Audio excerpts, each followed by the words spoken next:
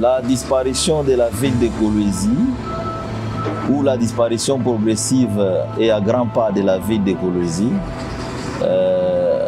remet en cause la gouvernance de la RDC et de la province du Lualaba en particulier. Est-ce que nous devons exploiter les mines partout? Est-ce que nous allons continuer avec cette exploitation minière de prédation? Parce que à cause de cette exploitation, la ville de Kolwezi est tentée de disparaître, comme vous l'avez remarqué. Les villages sont en train de disparaître par-ci, par-là. Les familles manquent de logements. Elles sont délocalisées sans être réinstallées. Les cultivateurs n'ont plus de terres arables. Et donc, voilà pourquoi je dis que la disparition aujourd'hui de la ville de Kolwezi, parce qu'en plein centre de Kolwezi, vous avez les maisons qui disparaissent, vous avez les quartiers où on fait l'exploitation minière artisanale partout, en toute indifférence des pouvoirs publics. Ainsi, je me pose la question, quelle est la vision minière de la RDC? Nous, dans un contexte de la transition énergétique où la demande du cuivre et du cobalt va s'accroître, où il y a une forte pression sur les droits des communautés locales, quelle est la vision de Madame la gouverneure de la province du Lualaba? Quelle est la gouvernance en réalité? Parce que si on est incapable de faire se respecter nos lois, allons-nous continuer avec cette exploitation de prédation?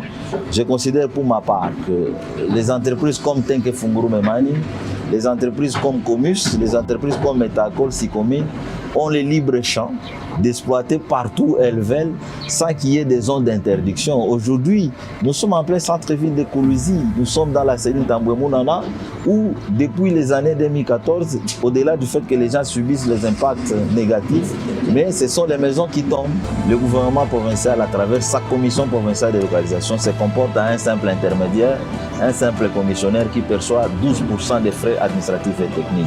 Et alors que les quartiers sont en train d'être grignotés, l'entreprise TFM a délocalisé les gens au temps des villages et vous savez qu'il n'y a toujours pas de mesures d'accompagnement, ce qu'on appelle l'aide à l'installation. Vous savez que la question de réinstallation est un problème alors que le code minier est clair. Il pose clairement les principes comment on gère une question de déplacement des communautés locales. Et ici en province, depuis 2022, nous avons même un édit provincial qui dit effectivement de quelle manière on doit déplacer une communauté locale pour impacter pas n'importe quel projet.